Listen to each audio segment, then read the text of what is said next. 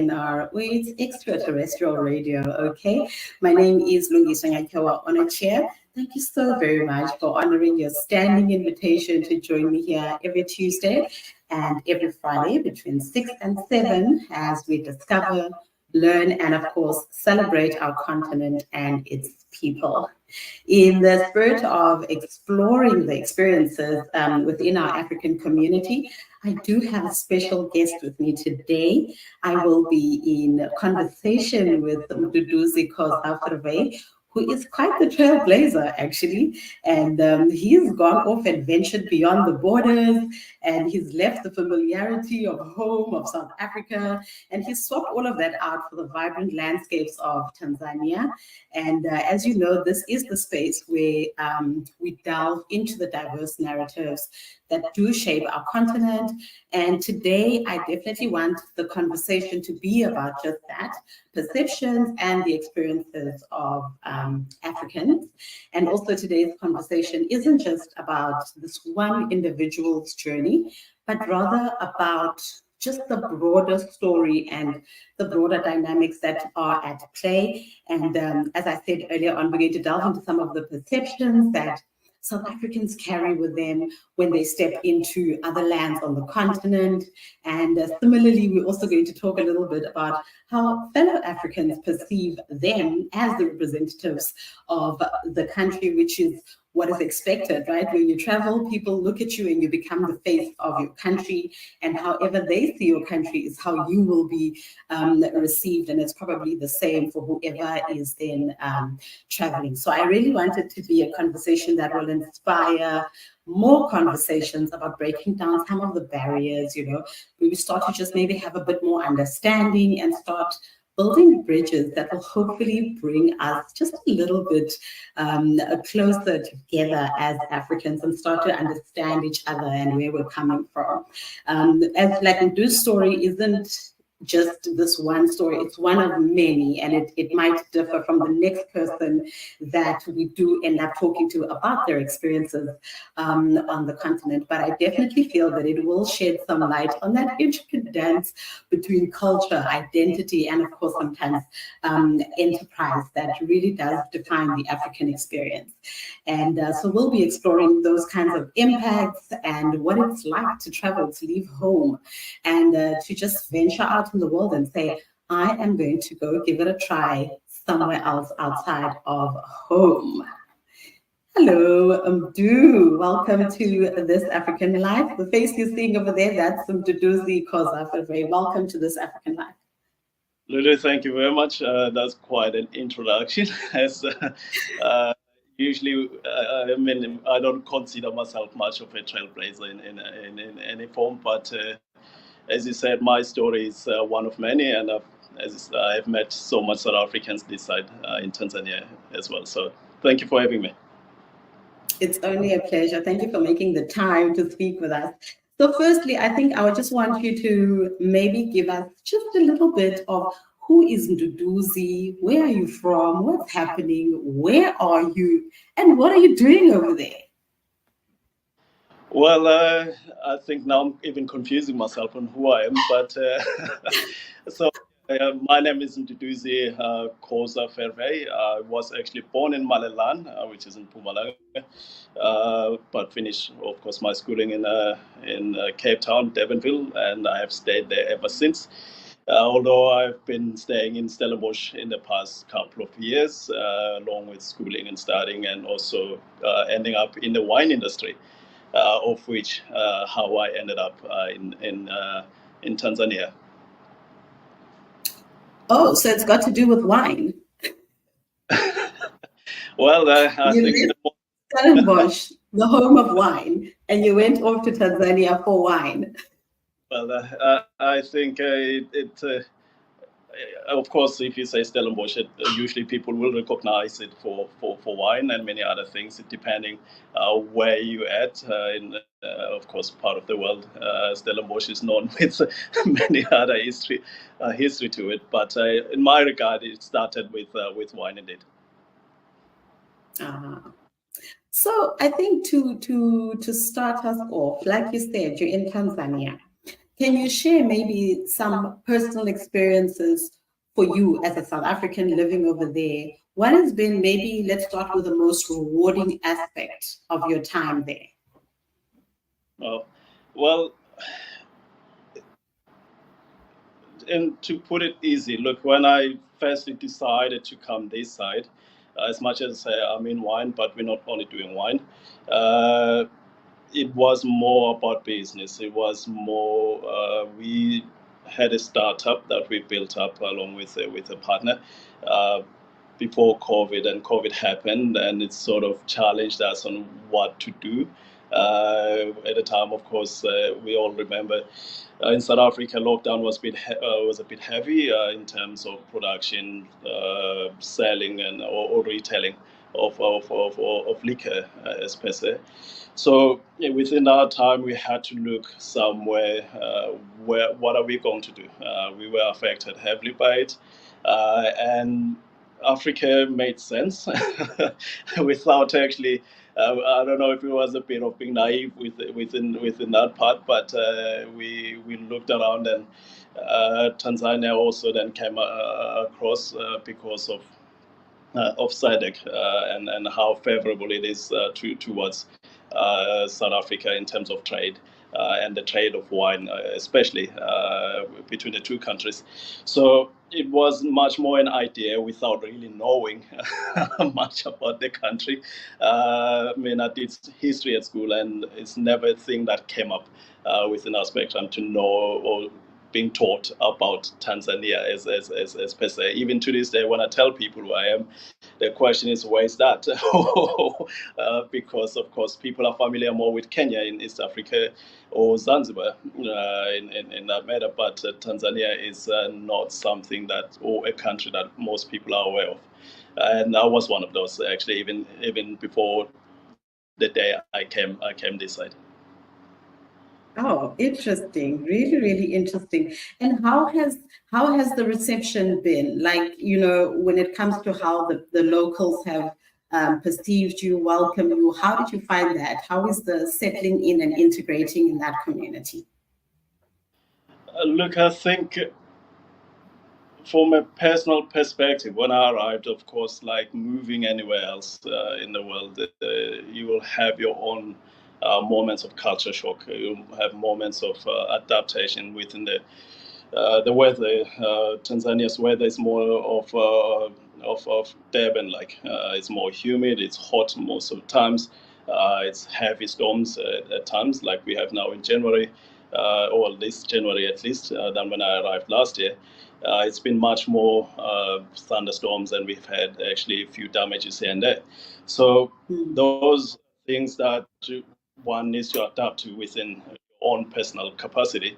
But in terms of people, I think one of the most polite countries I've ever been to. In terms of reception, I think like Zambia at most.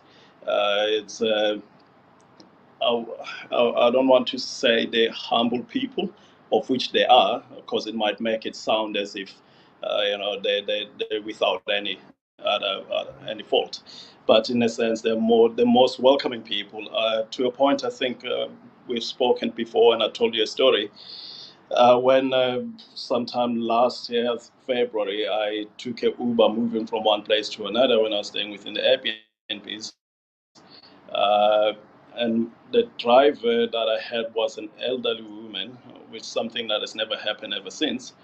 And of course, my name is not familiar in Tanzania, so people usually get the jinx that I'm not from around. And of course, at the time, I could hardly speak any word of Swahili.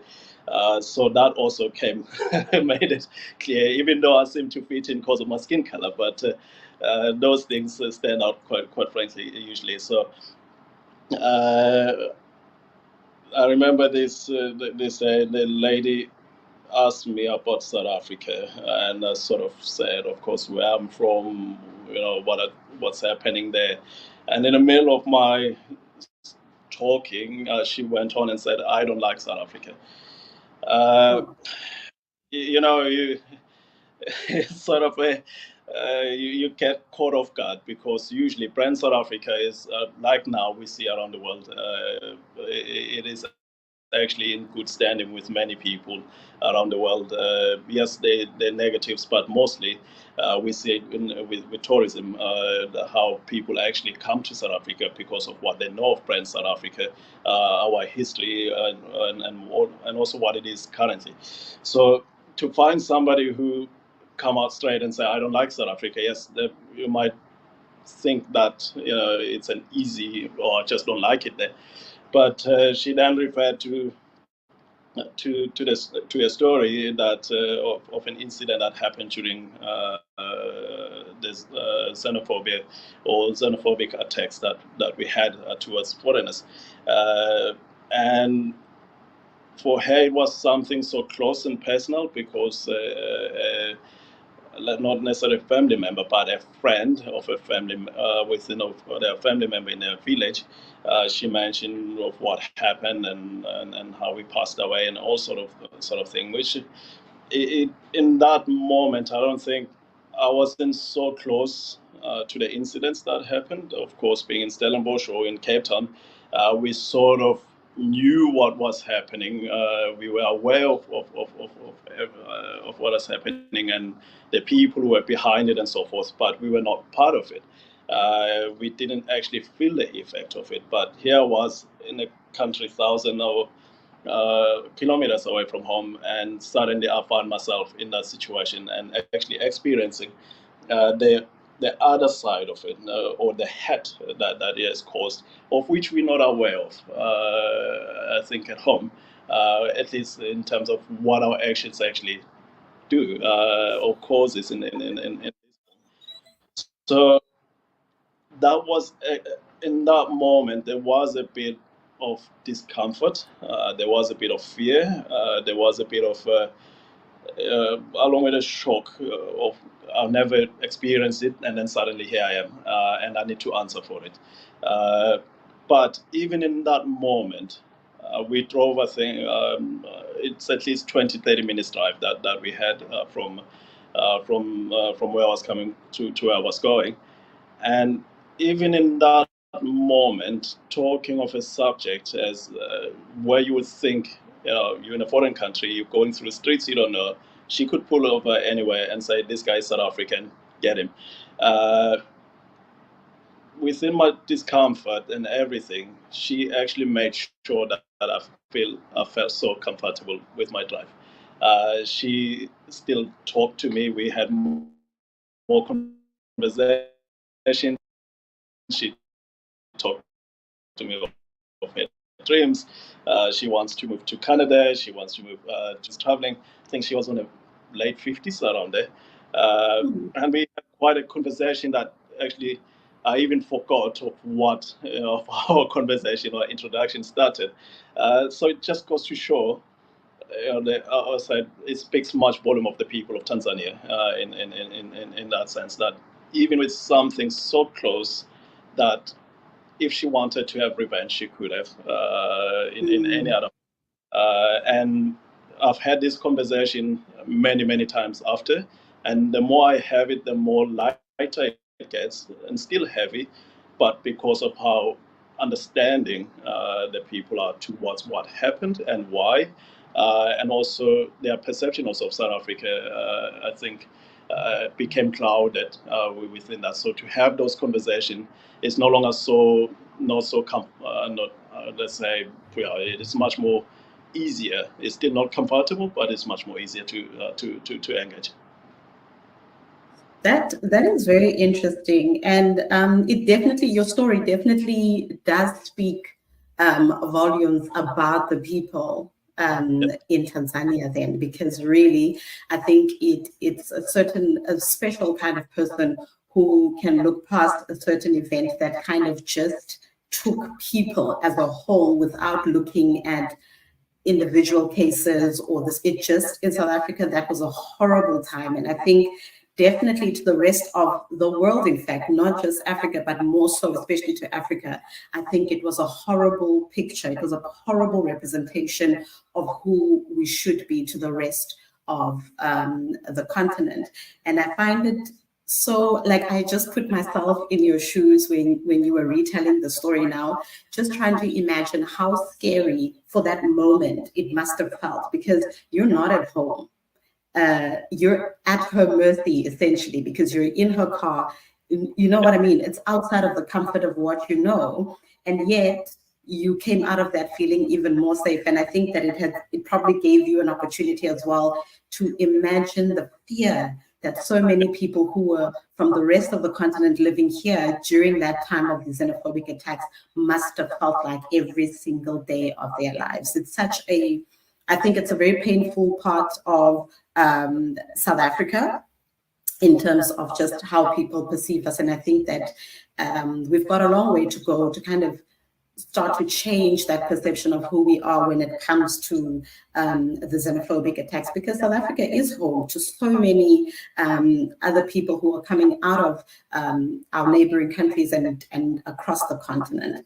So that's a very interesting one. And I'm sure that it's also brought you closer to the people, where you've experienced the kind of welcoming and warmth post somebody telling you about something that was so hectic for them, right? Like, oh my gosh, that story still it gives me goosebumps a little bit. I can't imagine being in that moment. But I think that when people are outside of the country, like yourself, for instance, we then have an opportunity to be represented slightly differently by how you then respond in those moments. Would you agree? Well, very much so. And look, as you said, even thinking of that moment of when I was in the car, of course, I think I remember when we stopped at the gate for me to get off and get my bags. She still waited until I wasn't sure, of course, where I was. It was a new Airbnb. She made sure the securities let me in. The host came out to get me, and so and I think that's actually, if the conversation had gone sour, it would have changed many things for me as well. But I think the pain of that she spoke of why. Remember, she didn't even say, "I hate South Africa." It was, "I don't like South Africa." So she's harboring any, anger, or, I mean, she could have seen my name and canceled the trip. She could have seen my name, Yeah. or had this, or she could have had any other ideas, as you say. But she went on to actually serve me as one would hope to be served in a situation as such, way completely different to what, of course, the ideas of what she has of South Africans, and also vice versa, as you say. Now, being a South African in Tanzania, luckily, something that most South Africans do not know, the history of Tanzania and South Africa. It is said that Tanzania pretty much freed most of Africa, especially this southern Africa, not being South Africa only, Zimbabwe, the independence of Zimbabwe, Zambia, and so forth. And Tanzania actually played quite a big role in South African democracy and independence and therefore from the apartheid government. So to a point where Nelson Mandela's first passport was actually a Tanzanian passport. Because the apartheid government at the time wouldn't grant them passport. They were not allowed to leave the country. And for him to be able to travel to countries as the UK and everywhere and speak of the injustice of the apartheid government at the time, it was made possible by actually Nyerere. And to a point when most people don't know, I'm sure now with AFCON, we also Tanzania is also playing. Unfortunately, they've been knocked out. But the South African national anthem, the first bit, as we would sing it at school, it's actually exactly from what Tanzanian national anthem is. So if you listen to the national anthem of Tanzania, it's exactly similar from the Nkosi Sikelel part and so on. Yes. And of course, there was that version of that the ANC used to sing at the time before it was integrated to later. It was then actually the Tanzanian national anthem, but of course in Zulu. And so the history of Tanzania recently, well, not only recently, most South African politicians, especially from the ANC side, when they come to Tanzania, there's a place called Morogoro, where the camp for ANC, not to make it not for ANC at the moment, but for Nelson, where the Nelson Mandelas and so on at the time actually came to Tanzania to be trained during let's say the struggle as it's called, and many others, I mean, along with Thabo Mbeki and Zuma and so on, actually received Tanzanian passports at the time. Those were their first passport. So when Nelson Mandela came out of jail, one of the first places he visited was Tanzania, and they say it was the most and still is the biggest recipient of an international figure or diplomat to be received, with more than 200,000 people came out to see him. And that has never, ever happened. People tell stories.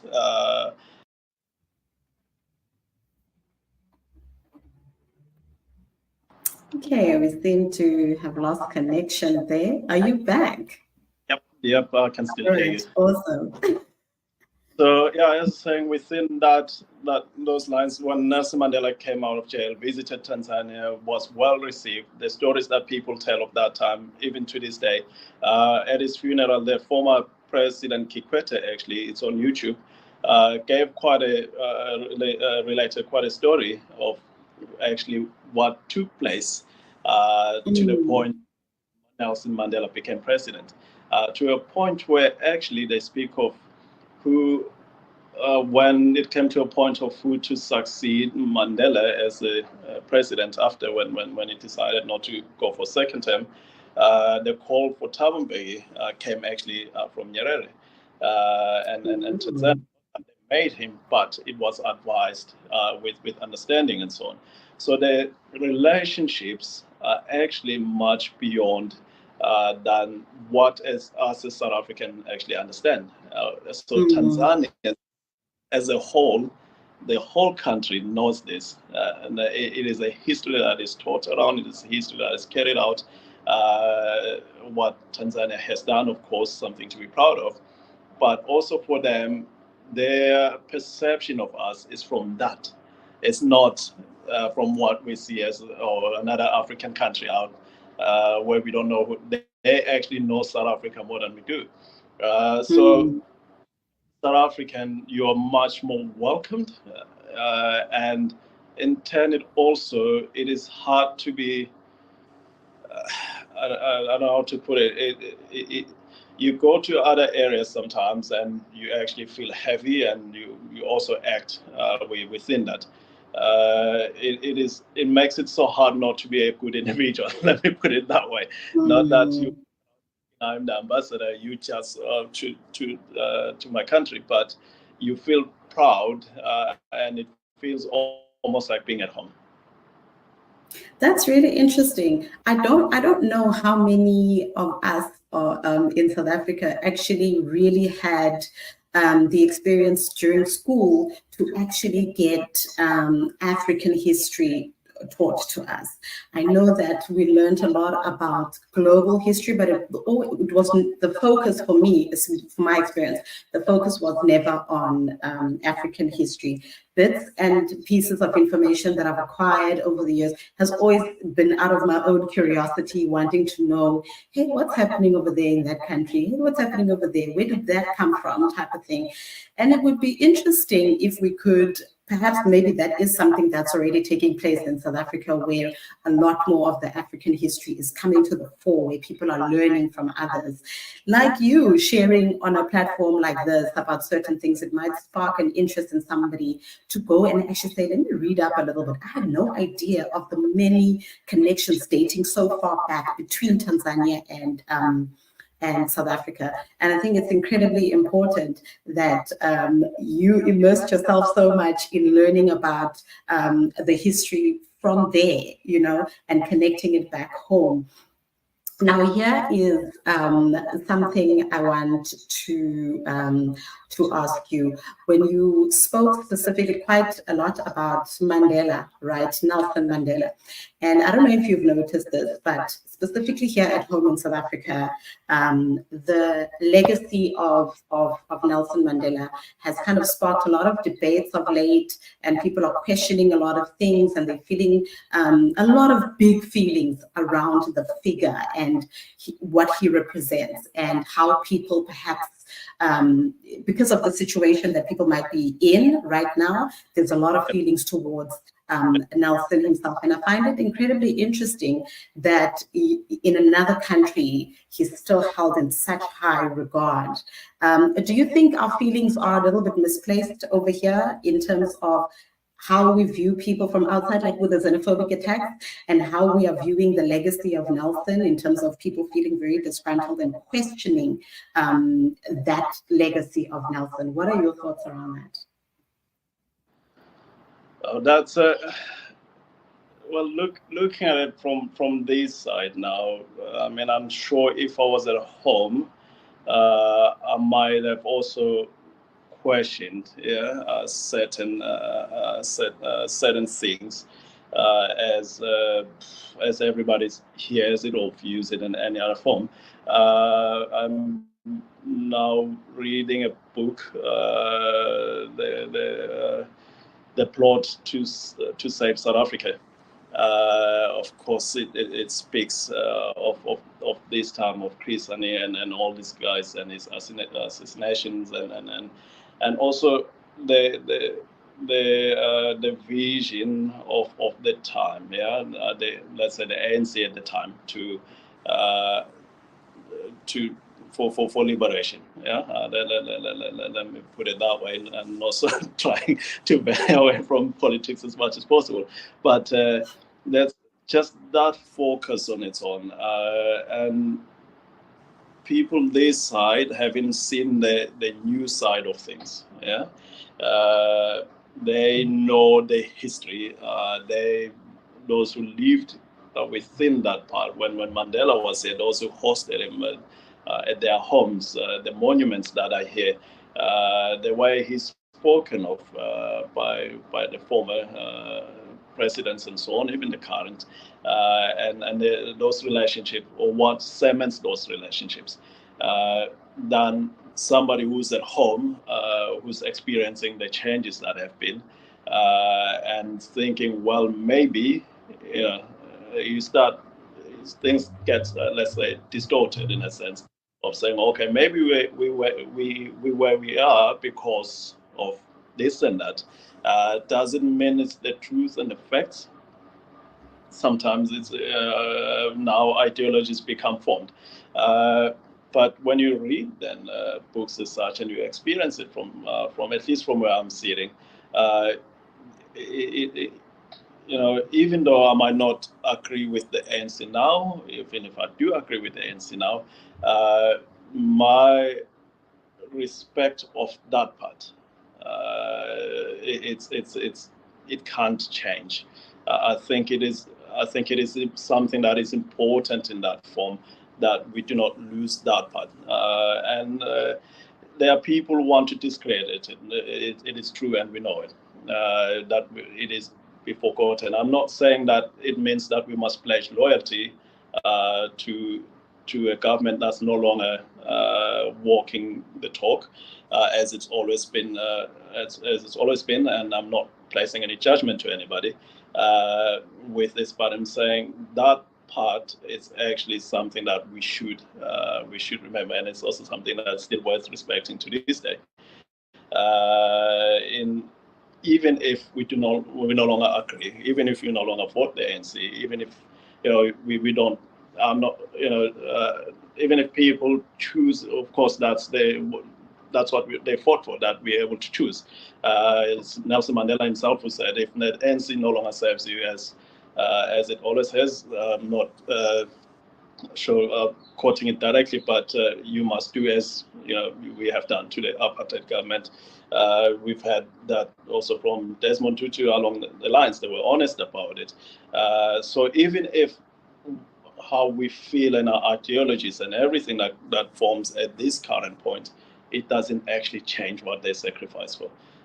Those who passed away, those who did actually fight for it and our freedom and so on, it doesn't actually change. So I think that part is very much important in that case. And I guess that's what the Tanzanian people actually feel, even though they were not in South Africa at the time, but they saw what happened, and they were part of it. There were radio stations actually that were built up at this time in Tanzania to actually educate people about what's happening in Africa, about apartheid, about Nelson Mandela, over the period of time when he was in jail.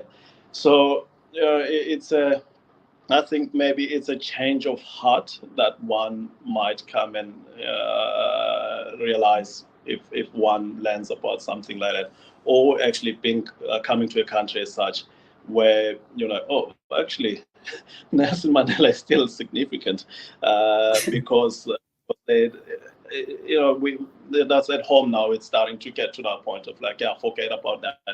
This is where we're at.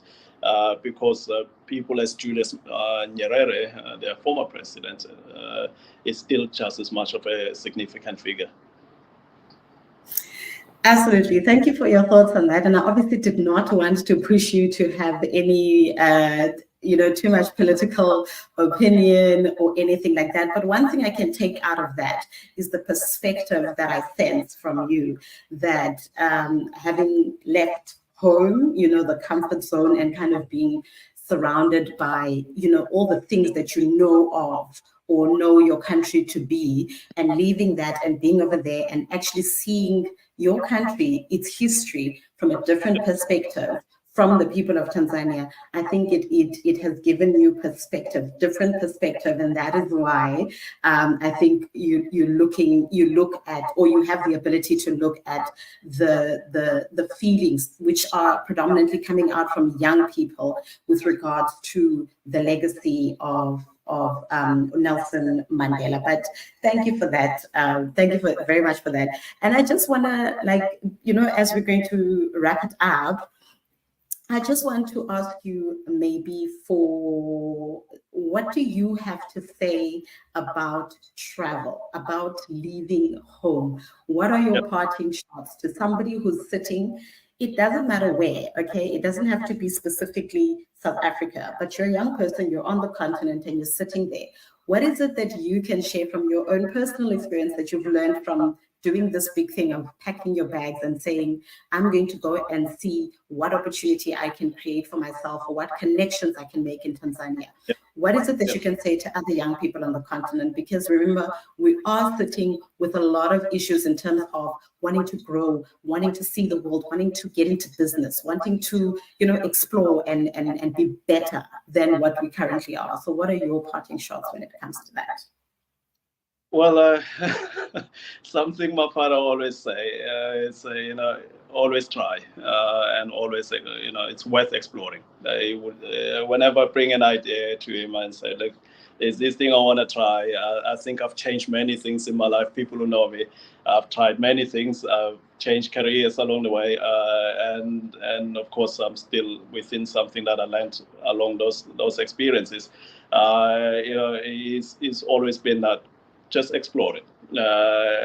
Even coming to Tanzania was a thought. Yes, we saw opportunities, but it came as a thought, and we thought, okay, well, it's worth a try. I was supposed to be here for 3 months at a time. When I come up here, and it wasn't intended to be long, and now we're looking at 5 years. So I would say usually it's a desire. Other people have the desire, other people don't. Those who do have the desire, give it a go. It's not necessarily going to be easy. Or I mean, the whole thing of saying, you must have money and everything like that. Yes, it helps, but it is not everything.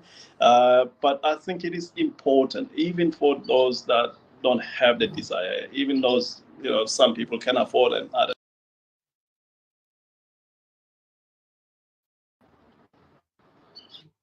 Okay. Sorry, lost. They're saying others can and others can't in terms of not being able in terms of money, but even if it means not leaving South Africa, if it means leaving your town, if it means leaving your city or your province to experience the next culture. If you're a Zulu, to experience Ndebele people. If you're Ndebele, to experience Tsonga or Tswana people for who they are than what we think or understand from other people of who they are. I think it starts from there, and that might spark, of course, an interest into Africa, or at least since we're talking of Africa. But there's always that thing of you're scared because you don't know. I mean, the fear of what we talked about before was there. How will I be received as South African? And also, there is also sometimes as South Africans, we've grown a bit arrogant, to be honest, and in a sense of where we stand and how we view the rest of Africa.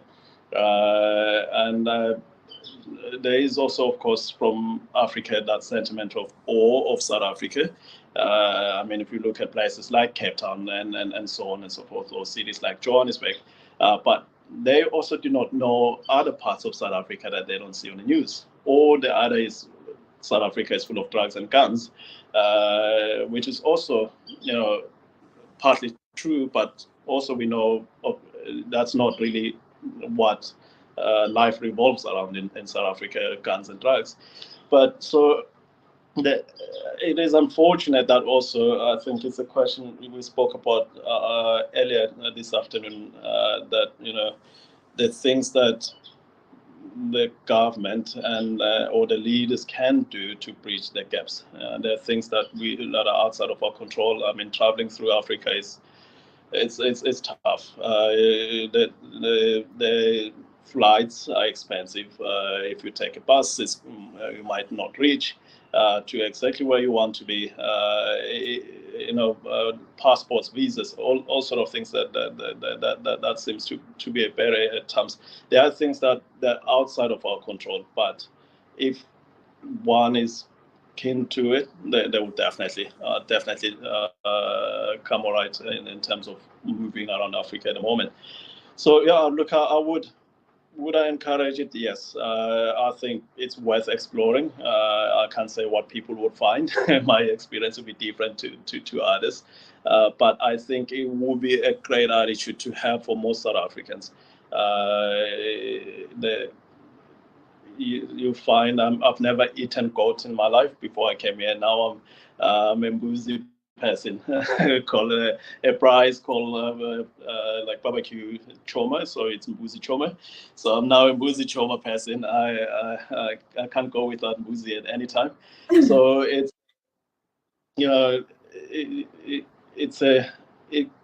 I don't know if when I'm home I want to be in Tanzania. When I'm in Tanzania, yes, I want to be home now and then. But it has changed who I am really at most as a South African, and I'm sure it's something that most people who have traveled to other countries and lived or worked there for some time or visited will have the same. So yeah, unfortunately, there are the things that are outside our controls in terms of being able to travel easily around Africa as you would in Europe, where you could just jump on the train and so on. But if the desire is there, and sometimes they say read up and everything, sometimes you don't have to really. You will find your path, and also I don't want to mislead people and saying things will be honky-dory when you arrive. Things like, I mean, in Tanzania, I say now we had major floods happening. Those floods now, the weather being more tropical and humidity, that means malaria outbreaks, cholera, and now we've got red eye thing going on around. So those things are there, but as much as I can't say what they're doing in my life right now, but I'm sure 5 years, 10 years from now, I will have a different kind of perspective in my life, considering Africa and also where maybe I might be at the time. So, yeah, if I'm answering your question there. Yes, absolutely, and more. Look, I think it's absolutely beautiful that you can say something like it has changed you, because Yeah. I think any experience that pushes you out of your comfort zone should at least give you that. It should change you, it should change something in you. And I definitely hope that our conversation today will inspire someone to either dig up and learn a little bit about another country's history, see how your own country connects to that country, because there are a lot of countries on the continent who actually played a pivotal role in the struggle against apartheid in support of South Africa at the time. And it's important for us to know that, because I think it also helps us to think of ourselves and others, differently, not from this perspective of, South Africa is this and that, yet we know nothing about any other country. Right. I think you've gone. Yeah, we also have a problem in South Africa now. Oh, you're having a power cut. All right. It's like a load shedding, but yeah, we're not exempt. It's you see another similarity. Exactly. I'm sorry. Something that you actually realize how much sometimes as a country we're not grateful, in a sense. I mean, at home now you would know, you would have planned. Here, this is not negative talk. It is reality that the power can go off for almost the whole day. And if you don't have a generator, unfortunately, and I mean, we were able to do the call because there's a generator, now the power is back on. But it's the realities that are in Africa. It's the realities that we have in South Africa. But look at it, you could schedule and say, okay, I'm going to cook at this time, or do this at this time, or work at this time. So there are those things that we don't want them, but fortunately we are able to navigate ourselves around it, as much as they also do some other parts within where they're at. Yeah, no, absolutely. I'm happy that you actually do have those backups to help you out on there. But just to close things off, I just want to thank you again for making the time. I know you're busy. I know you're out there pushing your business. I know you're out there making connections and being the trailblazer that you are. So thank you very much for making the time for us to share your experiences, to allow us to, come in and ask you questions about, something that a personal decision that you made for yourself, to move to another country and to explore all these new opportunities. It's absolutely beautiful for me, the kind of perspective it has given you, the change that you've seen in yourself. And that is something that I wish for all of us on the continent, that the experience can be something that is that will have this kind of impact on our lives when we move amongst each other through our different countries. So I really just want to say thank you to you, Mduduzi Khoza Fervey, all the way from Tanzania, there representing South Africa and doing the thing. Thank you for being an inspiration and for making time for us. And to everyone else, thank you very much for your time too, and for your company tonight. As you know, I will be back on Tuesday between 6 and 7. You do have a standing invitation, of course, to join me. I do look forward to our time together. And as I always tell you, please look after each other, love one another, and always, always, always celebrate yourselves. From myself, Lungiswa Nyachowa, and tonight, of course, Mduduzi Khoza Fervey, it's good night from this African life. Thank you. That may be able to see. This one says, so I advise you to buy gold from me. That is get riches from God, all right? True riches. Gold that has been purified by fire, then you will